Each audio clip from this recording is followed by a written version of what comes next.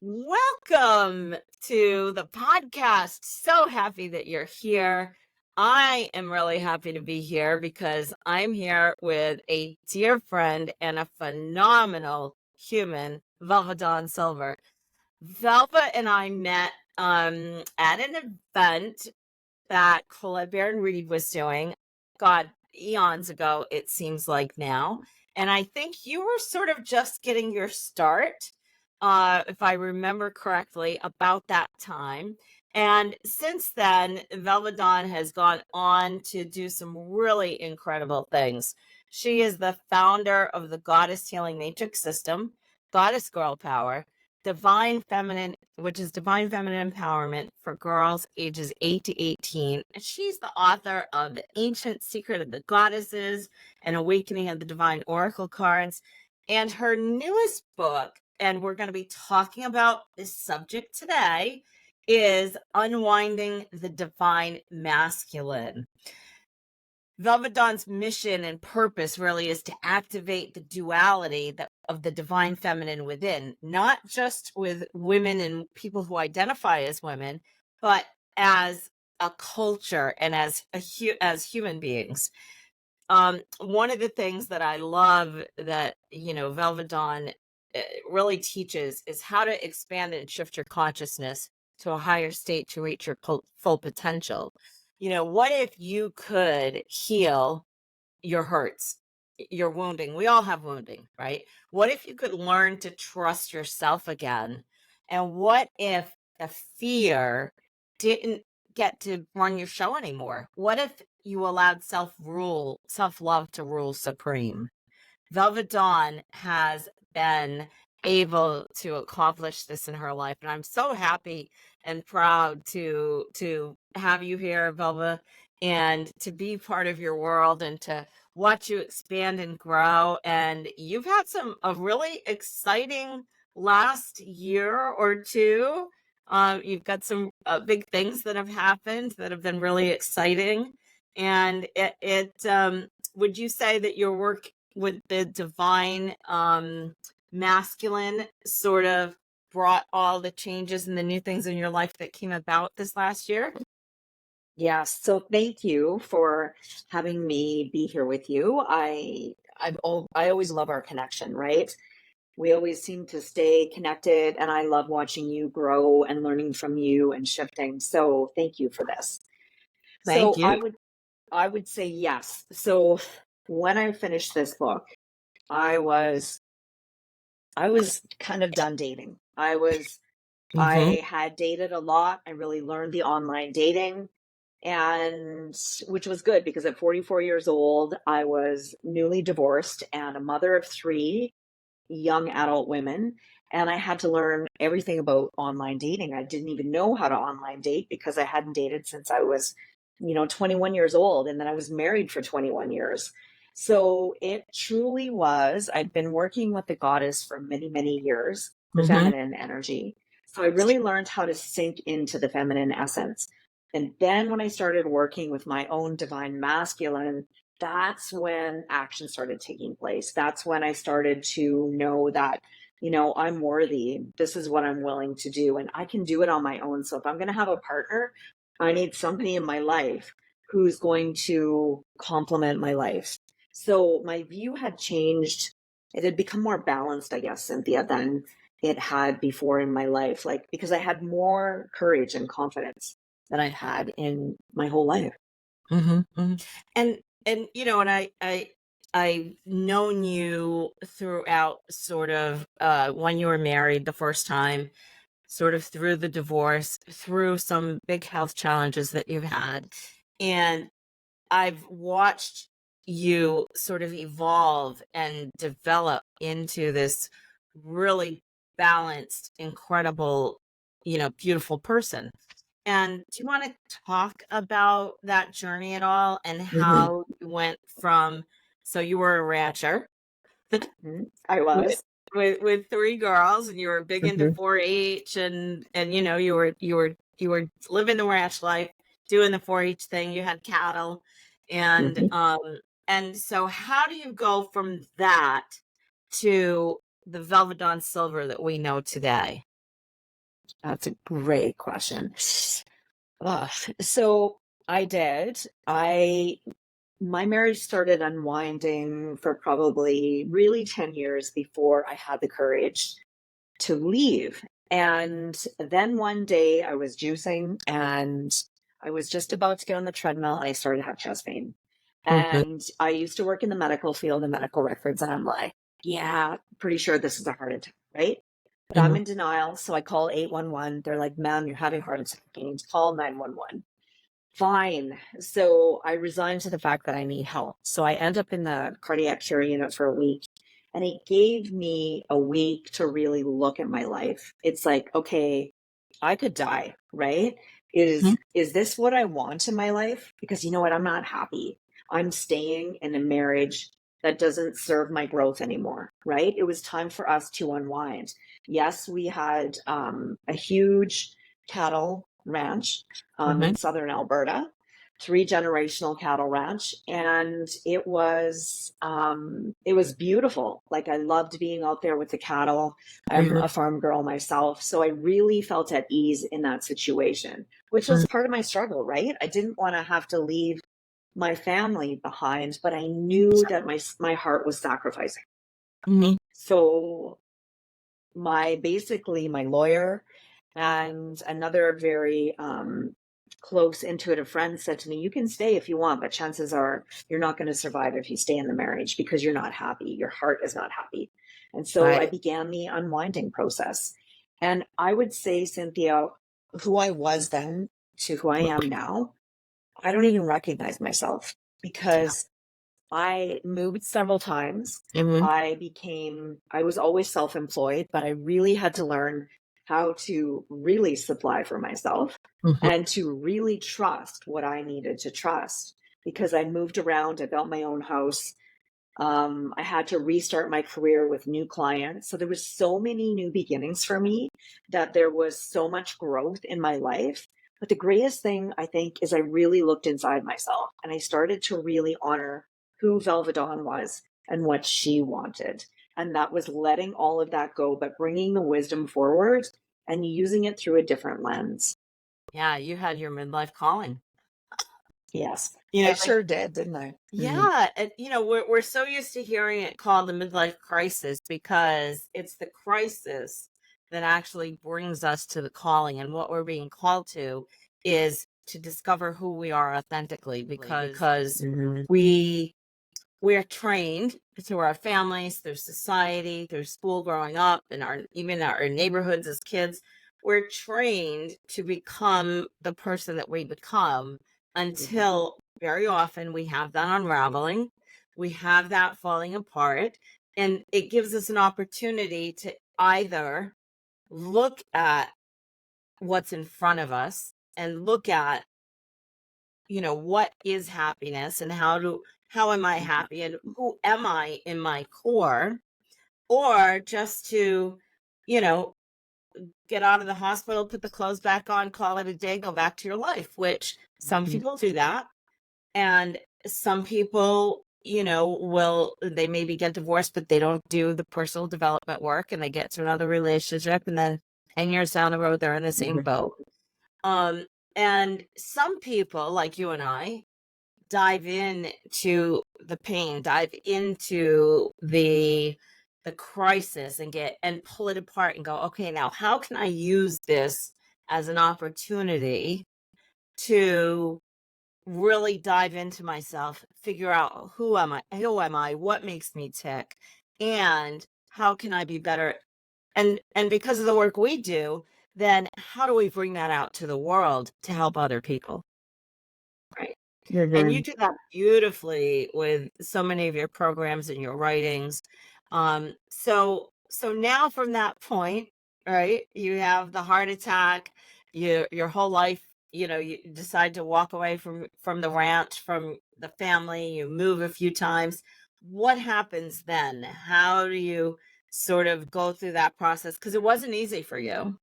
You know, I know it was hard, right? And I think when people know, when they sort of hear a struggle that we've gone through, it helps them to relate, right? Because we all go through struggles in our life, whether it's looks very much like this or it's a different sort of struggle, but I think people will be able to relate.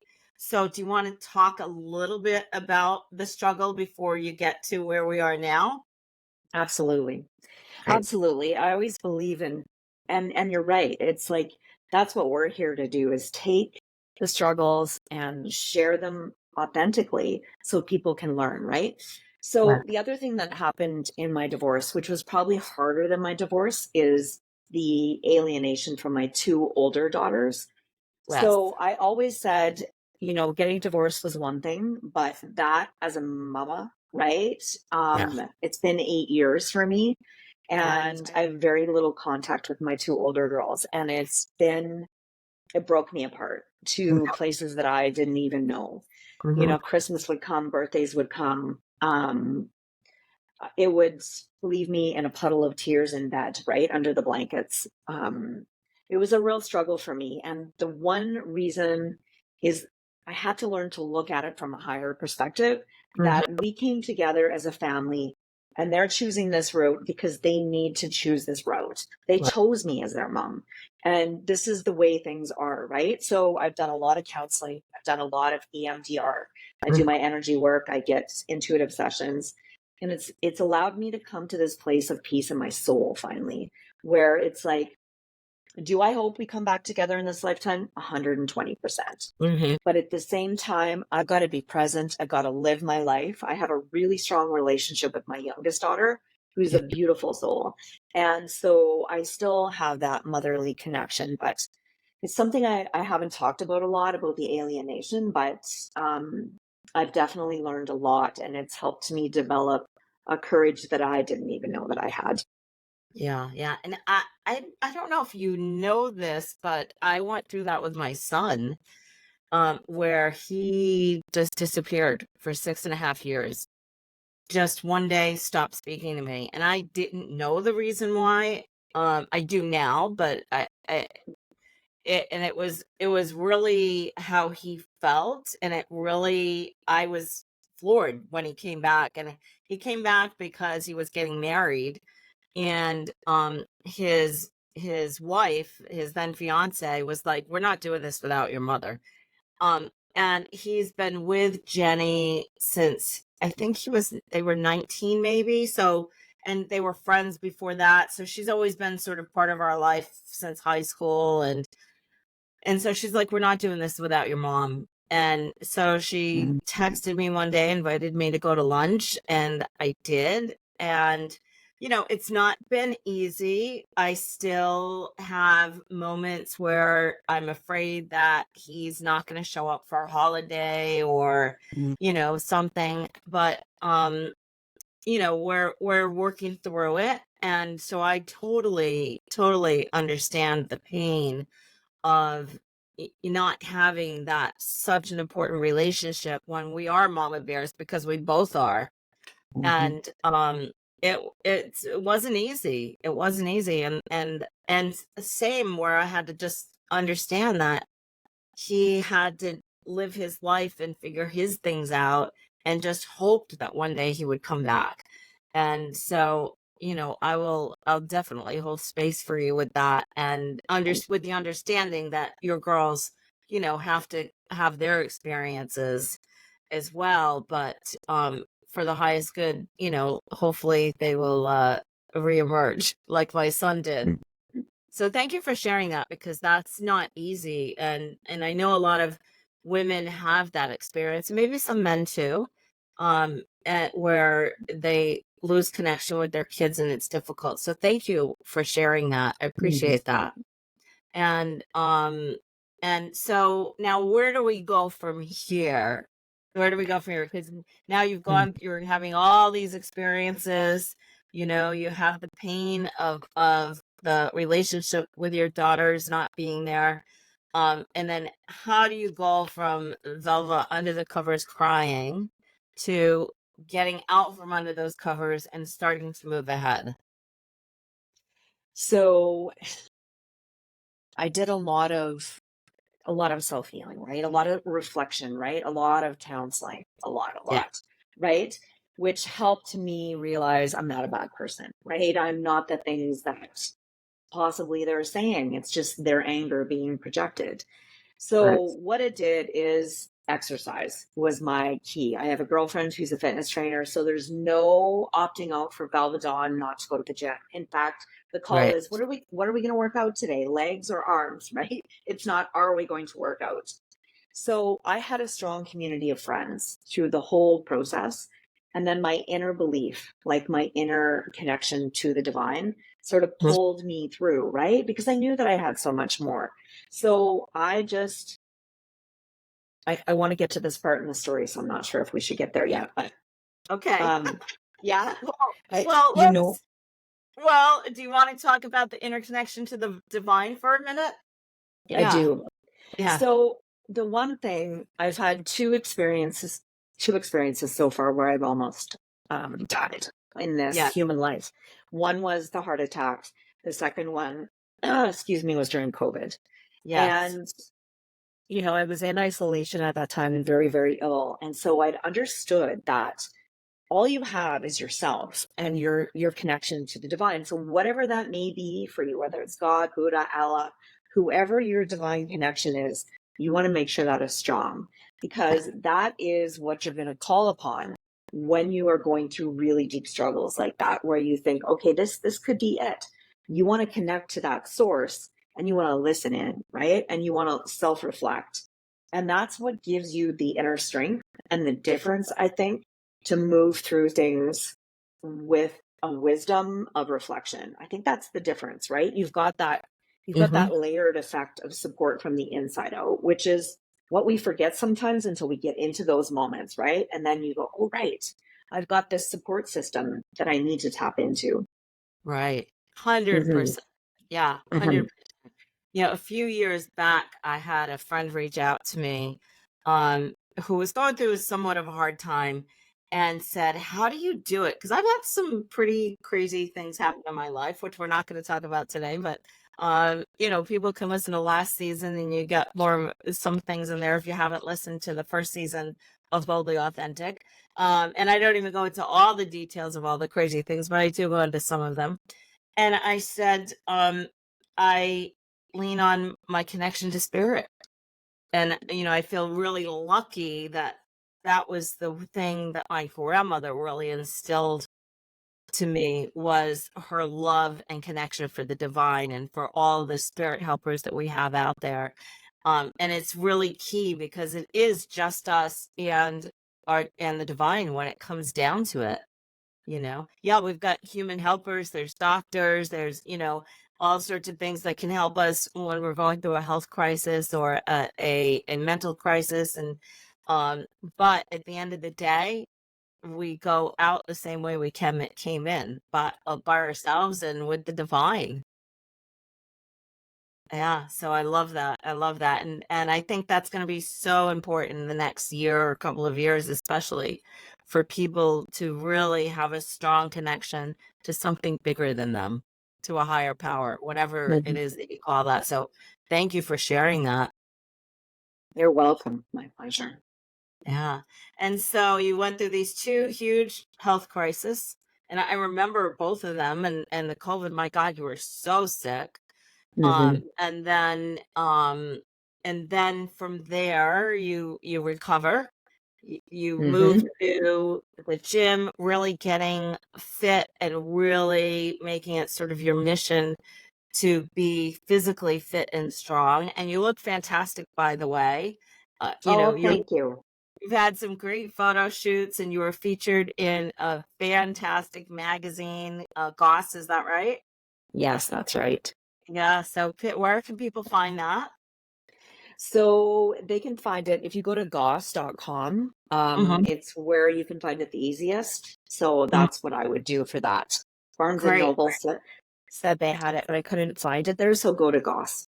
Okay, great. So just go to the website, goss.com, Mhm. GOSS, and Yes. there's a great feature of Velva Dawn in there, so you want to check that out. And then now you're like this superwoman.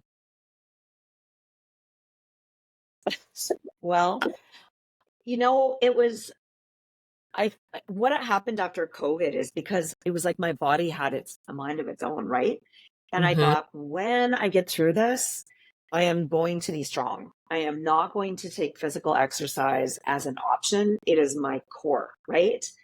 And and then I thought, you know what? All these things I've been wanting to do, I'm going to do them. I'm going to move my bucket list inside and I'm going to start doing these things now, because now is the time to trust that everything will fall into place once I start the movement. So Yes. that's kind of how that began. Mm-hmm. Yeah. And one of those things that has become a really big important part of your life is spending a lot of time in Hawaii. Yes. Yeah. So everyone that knows me knows that I have a love of a couple things. One of them is aged tequila, and the second one is Hawaii, right? I love being on that island. It reminds me of Atlantis and Lemuria. And so when I go to Hawaii, I do the Ironman swim in the morning. The dolphins will come in, I'll connect with them. The whales are there right now. And the island is just magical, right? It just sinks you automatically into this place of peace, because Hawaiians are very like on island time, right? Like Yes. you pass somebody and they let you in and they're all doing the shaka, right? Like it's just such a different pace than it is for us in Canada. Mm-hmm. Somebody cuts you off and it's road rage, but the Hawaiian Islands are they're magical, right? And the island that I'm on is the Big Island, and it is said to tune your sacral and your root chakra, right? Whereas Maui is the heart chakra, Hawaii is the third eye, right? So Right. each island sort of is connected to the chakra. So yes, it's a beautiful place to be. Oh, that's really wonderful. And for people who aren't familiar with the chakras, could you give just a really quick Mm-hmm. synopsis of what that would mean? Connecting with the islands and with the root chakra and the sacral chakra and so forth. So chakras are just wheels of light in the Eastern philosophy, and there's 7 major chakras. So we have the crown, we have the third eye, the throat, the heart, the power, which is your solar plexus, your belly button, your sacral, and your root. So the root chakra is about your safety, your security, connecting to the earth. It's your grounding. The sacral chakra is your feminine essence, your sexuality, your creativity. So those lower 2 chakras are definitely connected to the Big Island of Hawaii. I always say you see a shift in people in their self-confidence when they go to the Big Island, right? You'll see people that'll wear a one-piece bathing suit. By the time they're done leaving the island, they have a bikini on, no matter what size they are, because it doesn't matter. They've really anchored into their temple and they own it, and it's beautiful to watch. I love that where you say they've really anchored into their Mm-hmm. tempo. We sort of, that kind of came up before we started recording, because I was putting my makeup on and getting ready and, going from one thing to another today. And I had shared about, as a larger woman, I've not been always as comfortable in my body. And it was a TV show that my daughter watched that really got me comfortable in my body, which I would have never thought about that. But I like the idea of going to the Big Island even better. And so that's really great. And and the root chakra and the sacral really it's our grounding. It's our grounding. And if we, especially as women, a lot of women have sort of wounding in the first and second chakras from different experiences growing up, and a lot of women have had the unfortunate experience of violation and so forth, and sometimes we feel like we're not grounded, right? And so I did not know that about the islands, so that's Mm-hmm. really wonderful. And I've been Mm-hmm. drawn there for so long, and I am going to get there. I'm gonna get there soon. I'm gonna advance my bucket list. You should. Yeah, I'm gonna advance my bucket list for Mm-hmm. I sure. like that. Yeah, and I would you say that that sort of has helped been part of your healing besides, the counseling and the EMDR and just the beauty of swimming. I've seen, seen you in the water and swimming with the dolphins and everything. And do you surf as well? Do I remember? I I thought I do. remember you surfing. Yeah. hmm Yeah, I do. I'm a mermaid through and through. When I first got divorced, I flew over to Hawaii and I remember getting there and I just started crying. And I'm Yeah. like, I knew that I had to get there to heal because what Hawaii does is anything you haven't dealt with, it's going to come up, right? Uh-huh. Anything. And so all my friends that will come and stay with me, my one friend hadn't dealt with her dad passing and she was crying. She says, "Why am I crying?" And I go, "This is you dealing with your dad's grief." Oh, Sure. right. Right. So what it does, it's a volcano, right? It just brings everything up and out so that you have to deal with it. Pele is sort of the main goddess that I work with there. She's the goddess of the Kilauea volcano. Mm-hmm. And then Poliahu is the goddess of purity of the Mauna Kea, which is one of the tallest volcanoes in the world. And there's actually snow on top of that volcano, which is pretty Wow. interesting that there's fire and snow on the same island, right? It's pretty powerful. That is really interesting and powerful. Wow. Mhm. Yeah. So I know that the island has a very special story for you recently, but before we Mhm. go there, can we talk about the journey of the divine feminine into the divine masculine? How do you go from so you were a goddess, right? You have your goddess deck, your goddess books, your goddess matrix workshop and healing and everything. And then a couple of years ago, you started talking about the divine masculine. And I thought, oh, that's interesting. So you had a shift, Mhm. I right? did. Yeah. Like what I saw is there's duality always, right? The yin, the yang, the black, the white, the shadow, the light, feminine, masculine, right? It all makes up the oneness, right? Of the divine. And I was just shown now it's time to shift into the masculine within yourself. So what did that look like for me, right? It looked like because I'm an alpha female, because I'm a number one, I'm an Aries, it was like, okay, girl, you're going to unwind your control and you're going to learn to sit in stillness in the feminine. And then when it's time to take action in a balanced way and in a trusting way, then we're going to move through the masculine. So it was Mhm. this unwinding. And really how I did it, Cynthia, was in this book, in my dating. What I found is that the men that I would connect with to date, there was Mhm. something within myself that reflected back, right? If it was somebody who, say, believed that they weren't connected, right, to their body, they were using women as, you know, whatever you want to call it, it made Mhm. me realize that they didn't want to feel inside their body. They were leaving their body to move through life, and that's how they were doing it. So every single chapter, and then rebound, right? People would not do the work before they got into the next relationship. So Mhm. really, every chapter in my book, Unwinding the Divine Masculine, allowed me to look within myself deeper. What is it that I need to heal of my divine masculine? What do I need to let go of? Those old programmed beliefs from my childhood that weren't serving me anymore. They were keeping me limited, right? So it was a really big deal to sit in stillness and observe myself in a masculine perspective. Yeah, I really like that because it's not something that we sort of have heard about before or people don't explain that really we have the yin and yang, we have the balance, we have the feminine, we have the masculine. It's only a difference between a 2% in genetics between male and female, 49-51. So we've got both sides within us. And I really like that you use the dating process as it's like research, but Mm-hmm. it's all as a healing process, and but most importantly to understand like who you really are, right? And that you took the people that you would see and then, oh, what are they reflecting to me? What parts of this am I seeing that are mine, that now let me work through this? Because, with the divorce rate so high, I don't know what it is in Canada, but in the US, it's something crazy like I don't know, 70%, and then second marriages is even higher. And a lot of women find themselves either walking away, in early 40s, sometimes 50s.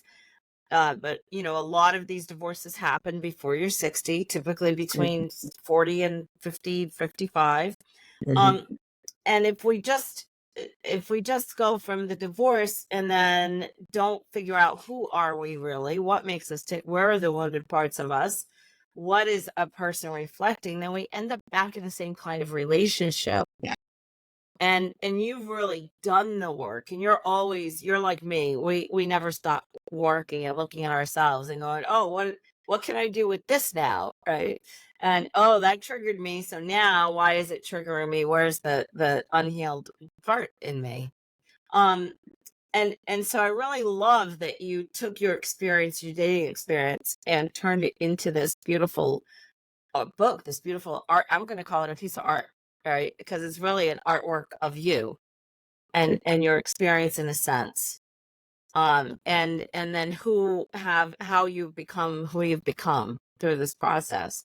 And I think everybody needs help through the dating process to start with, but when we use it in that way, I just think it was great for you to do that and really go into the observation.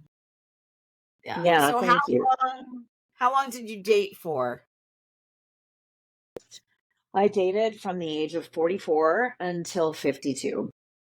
Okay, so 8 years. I did. Yeah, yeah. I was engaged once right after my marriage, but the hiccup was I was in the middle of grieving, and I wrote about that in the rebound chapter.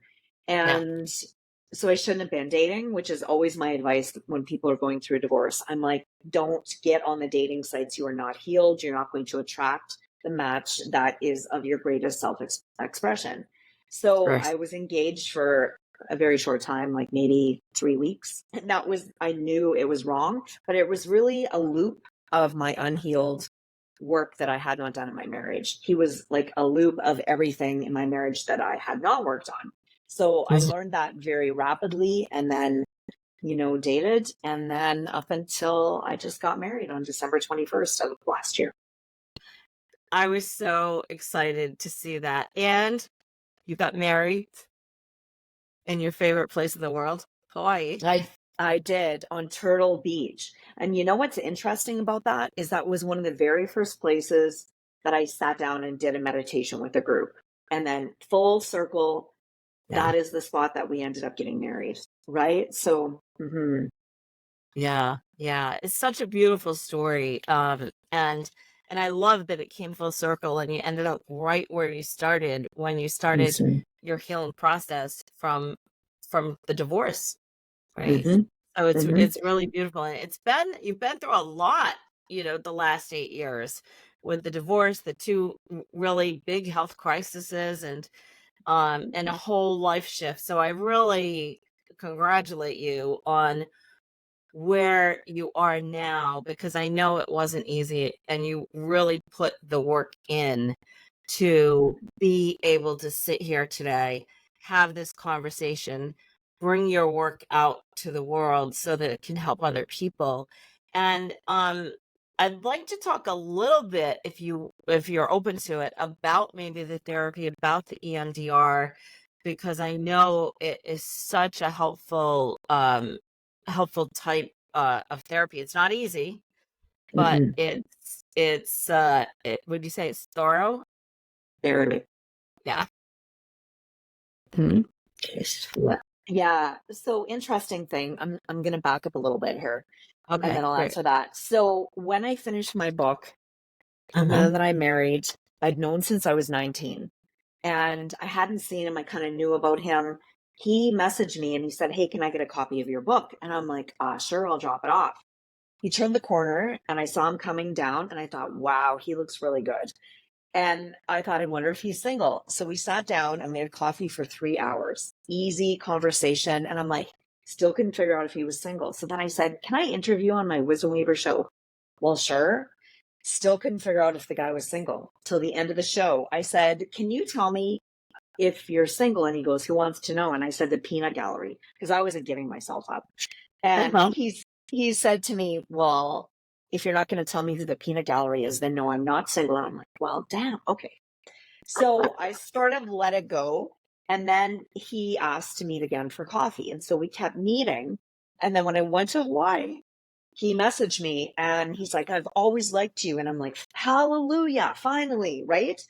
So so then we entered into this relationship, and I dated for so long that I just knew this was right. Because Mhm. you know inside when it's not, and you know when it is. And so anyway, we did get married. And we're in the midst right now of bringing our lives together, because he's been Mhm. single for 10 years, without a woman living with him, and I've been single for 8. And Right. so when we talk about the EMDR, it was actually him. He had seen me struggling with the alienation of my daughters, and on their Mhm. birthdays I would fall to pieces, and he said, you know what, I think you should try EMDR because it's really helped me. So I Mhm. went in there, and being very empathic, when you hold the little panels, um, and she's talking about, I think we were talking about the mothering part of myself. Mhm. And I could feel the energy of the panels go right into my right ventricle. And that's where the clots went through my heart when I had my heart attack. And I Mhm. panicked for a moment, and I said, ah, and she goes, it's okay. It'll pass. And it did. But it showed me in doing the EMDR, because everyone had warned me. They said, it'll break you apart. I Mhm. said, it will break me apart, but what I know is that I'm strong enough to move through this. And if it's going to Right. clear those old memories in my hippocampus, then I want to try this. And it did. I can literally stand in front of people that have caused me fight or flight before, and there's nothing. I'm at Oh, peace. So that's a that big deal. that is a really big deal. That's a Mm-hmm. really big deal. Because it's those memories that are stuck in the hippocampus that trip us up. That we self-sabotage. There's all sorts of things that happen when we don't clear those things up. And I've done a fair amount of counseling in my life, therapy in my life, and I've tried all different kinds of therapy, and healing, naturopathic healing, and all sorts of things. I haven't done the EMDR yet, but I am on the verge of it. And so I do work with some clients who do it in conjunction with working with me. Mm-hmm. And I really see the progress, in them. And I see when they've been, and then they come to me, and you can see that they are like torn apart. But the thing, like you, I'm not afraid of falling apart, because I know the falling apart is what's going to help me become better on the other side, become the person who I really want to be on the other side. It's like in Japan, when a vase breaks, and they don't throw it away, they fix it, and they fix it with gold. Now that vase is just a little bit bigger than it was before it broke. And that's the way I look at when we fall apart. When our heart breaks, we have the opportunity, like in the Grinch, for our heart to grow 3 sizes, right? Or more from that heartbreak. And the heart is meant to break. People think, oh, I can't go through that pain. Well, the heart is meant to be broken, because it also has the strength and the power to heal. And so if you can really shift your perspective of, oh, I don't want to be hurt, I don't want to go through that, to, well, what if I do go through that, and on the other side of it, it's even better? And that's sort of where the point where you're kind of at now. Yes. Yes. And my girlfriends would always say to me, how do you do the dating thing and your heart gets hurt? Like, how do you stay vulnerable? I said, I just know I look at what I learned from it, and then it helped me stay open, because I extracted Yeah. the lesson and the wisdom, and then I could stay open instead of shutting down. But I had a real support system from the inside out. So you're right. The heart is All right. meant to break. It's meant to grow. Yeah. Yeah. Beautiful, beautiful. And the support system is so important, throughout our whole lives. They say it takes a village, and it does, not just when we're kids, but even as adults, we need a support system, whether that's, support of the divine and your higher power, but also girlfriends. I mean, come on. Girlfriends are super important, and for They, guys, they're guy friends. yeah, I agree. If it wasn't Yeah. for my girlfriends, like they are everything, and they've been with me through everything, and it's such a Yeah. beautiful thing to have a strong tribe. Yeah, it really, really is. So now you started the EMDR. Are you still doing the EMDR, or have you gone through that process now? Pretty much gone through, and now, which I want to share with everyone, we're doing counseling to merge our lives together. Even though we're newly married, it's not that we have a whole lot of problems, because we don't. Nothing normal than two people who have been married twice coming into this. Right, But it's really getting the tools in place that I wish I would have done this in my first marriage, right? Like, sitting down and learning conflict resolution, understanding your partner's triggers. So I'm excited to start my marriage with these tools. I feel it's so powerful. And I right, feel like so many times people are afraid of counseling, or they think I only go if there's something wrong. It's actually really right. beneficial if you go before something is wrong. I totally agree 110%. Because, many of us aren't taught the tools that we can learn through going to counseling. And, now, like I said, I've been to counseling and more than several times. I'm always either coaching or counseling with someone, right? And in relationships, conflict resolution is like the number one, because if we don't know how we're going to resolve a problem, then that's the biggest part of whether the relationship's going to survive or not, is the conflict resolution. It's great when things are great, but when things aren't great, how we resolve it is key. So I really love that. And there are there I love that they're giving you tools, because I've also been to some therapists who you just sit and talk, and sometimes there's not as much value there. So I really love that you're getting these tools and how to be in the relationship now that you've been both single for such a long time, because we have our routine, we have our habits.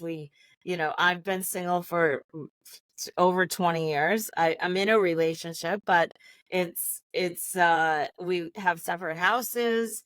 I come and go when I want. Sort of is how it works. It's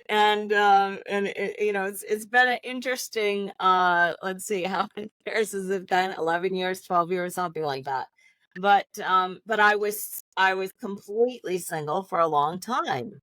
And it's interesting because our living in separate houses works for both of us. It just works for both of us, 'cause I like my space. I like my time where I can just be in my office. I can sit and record podcasts. I can, do my thing. And so I kind of like that. But anyway. Mhm. I know, we were laughing because when we got engaged, I said to Jamie, so are you okay if we get married and I live in my house and you live in yours? And he goes, no, babe. And I'm like, okay.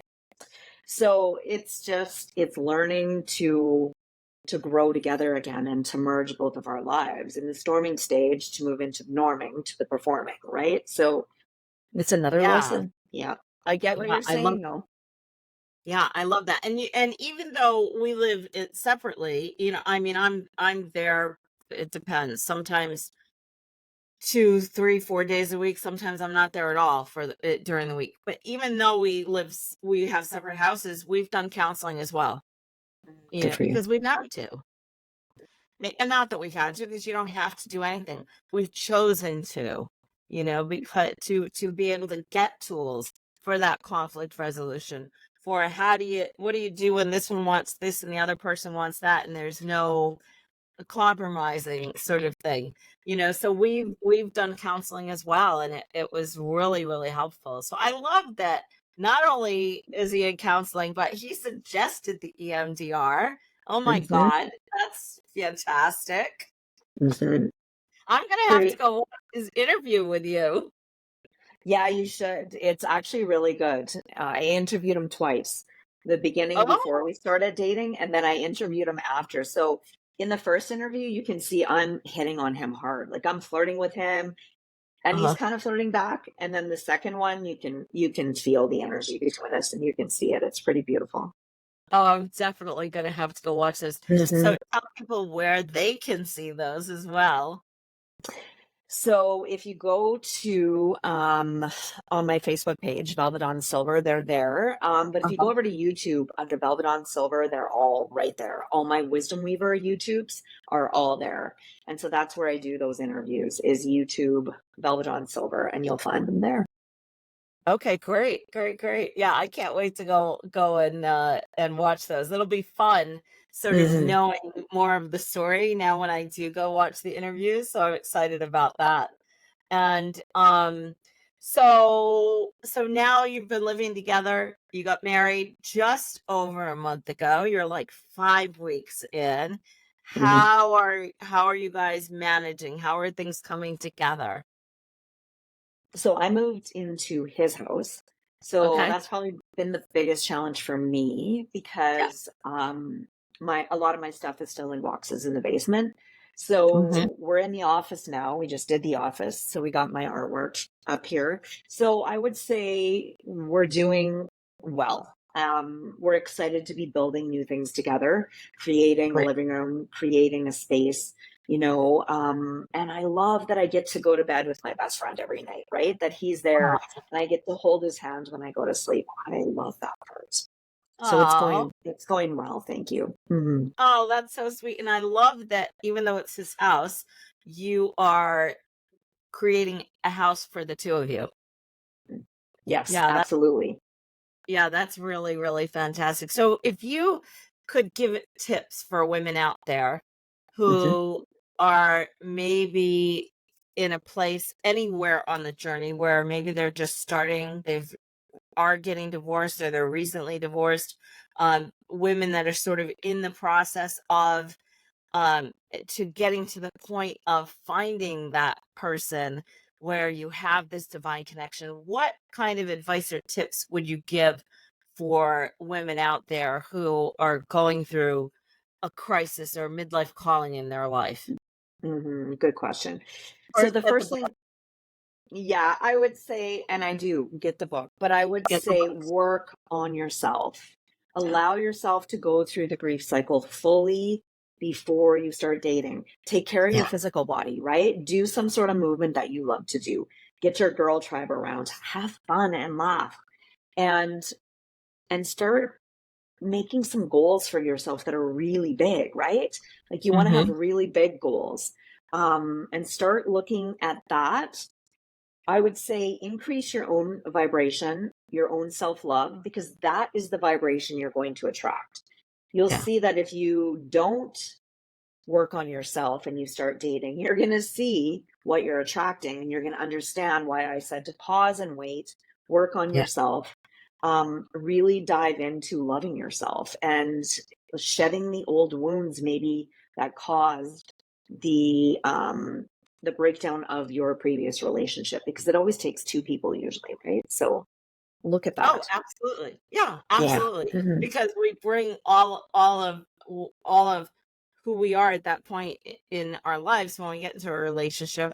We bring all of it, the good, the bad, the ugly, Hmm. the Hmm. and then you put the other person together and now you've got two people with all of their stuff. No matter how good of a life you had growing up, we all have baggage, right? Yeah, me And too. and yeah, so that's really great. And that's really great great advice. It's when you do that, then you can grow into, really having the life now that you've developed, right? Hmm. Absolutely. Yeah, thank you for sharing that. Thank you for sharing that. Now I'd like to shift a little bit Okay. to a an event that you have coming up in March. And I know you've done vision boards for a long time, vision board workshops, but you've shifted a little bit this year. Right. So I have been doing vision board workshops for 15 years. And what I found, I'm writing this new book called The Codex. When I came back from Egypt, there was a whole bunch of new information coming through. And what I started to understand, which is part of balancing the feminine and the masculine, with the two books that I have wrote, is that when you balance the two, there's a sacred union that comes within. It's like a flame that's balanced and the energy is in neutral, right? So when you rebirth that energy through the feminine circle and the masculine, in the middle is called the Vesica Pisces. And when you use that sacred geometry in your heart to sort of connect with the universe and the multi-dimensions, then you can start to see that you bring that energy to you because you're internally shifted. In the past, what I noticed is that sometimes we were putting all these things on the vision board, but they were so far away, and you would look at your vision board and you'd be like, it never happened. And you would become disappointed. So this new way called the Creatrix is, my friend Erica Andrews went with me to Egypt, and she's going to play the sound bowls, because what we want to do is we want to hold the frequency of your cells so that your physical body and your aura carries a frequency throughout the entire year. That's a footprint of the inner vision that you want, and it's going to hold that frequency through sound, through the quantum field, through the sacred geometry, through your intention, and all through the heart space. So this is a really deep inside look at yourself. So what I'm going to do is I'm going to take you through a process of looking at what's in the heart that we need to clear out so that you can have a clear message to the universe of the vibration that you're wanting to attract. Wow, that's really wonderful. And because vibration is everything. And we can stick pictures on a vision board, but unless we feel it, unless we believe it, they're just pictures on a board. And then, like you said, that come true, you get disappointed. So I really love the way that you're doing this now, and the new information that you've gotten going to Egypt. Now, and the other thing I like about the event is actually the time when you're doing it. Yeah. Because you didn't do it at the first of the year or even the first month of the year. And I often will do these type of workshops, but not in the month of January. I might do them in February, I might do them in March. And the reason why I do that is because our year really doesn't start until March, because winter is the time when we're hibernating, right? And of course, in the other hemisphere, they're in the heat of summer. And, that's when you're searching for shade and coolness, right? You don't want to work hard. Winter here is the time we're hibernating. It's about going within. Now you want to take that going within and you want to bring it out. It's the flowers coming through the ground in the spring. So I love that you're actually doing this just as spring is coming. And just as we are shifting from the end of the astrology cycle into the new astrological year. So I really like the time of year that you're doing that, especially for sort of like earthing this new year for yourself. And was that your intention behind that? It was, just because the Mayan calendar too, right? I'm like, everybody does everything in January. And I feel like there's so many things in January. You're right. People are hibernating. Their energy is still really inclusive. And I wanted it to be more springtime, like you're saying, blossoming, Easter time. Yes. Yeah. Beautiful. Beautiful. So now it's going to be in person in Calgary, correct? Canada. It's in person, or it's also via Zoom. So we will be doing it so anybody around the world can join us to do it. Great. Thank you. And I'll have the links in the show notes in the podcast, so people can click on that. They can research it. They can sign up for it. And that is March 16th. Is that correct? It is March Great. 16th. Yeah, so March 16th. So if you can be in person, I highly recommend that you do that. The cost is really, it's a great cost. It's pretty affordable. And so if you can be in the area March 16th in Alberta, Calgary, sorry, I would totally recommend that you do that. And if you can't be in person, then, do the Zoom and you'll still really get high benefit from it because you'll be in that energy as it's going on. I love doing things on Zoom, workshops that's on Zoom. And I find that I get just as much out of them if they're well run. And I know how you run your events. So I highly recommend that people, consider the Zoom if they can't be there in person because it's going to be a great event. Thank you. Thank you very much. I look forward to it, actually. Yeah, you're welcome. And so we've been almost an hour. I didn't know how long we were gonna chat for, and I know there's so much more we could talk about. But any last words that you want to share with people as we sort of wrap up? So this year is the number 8, right? It's the infinity symbol, which is my jam because it's the feminine and the masculine coming together. So my advice to everyone this year is do what you need to do to bring yourself back into your own neutrality. So do your work that you have with lack, so you can come back into the center and have clear intention this year. It is a powerful year to manifest. And I feel like many people are going to be awakening this year. And there's those of us who've been doing the work and we're here to help you. And it's going to be an amazing year. So just remember the feminine and the masculine work together, right? Start with the feminine, then make your way to the masculine. If you need help, I'm always here. But it's probably the greatest joy in life is to sit back and self-reflect and look at yourself and continue moving forward with what feels in alignment with your heart. Yeah, thank you. Thank you for that. That's such a beautiful message and a powerful and important one, And I think that we will get the most out of this year if we do exactly that. We do exactly that. And so thank you so much, Velva Dawn, for being here. I really treasure you as a person and our connection. And I'm cheering for you every step of the way.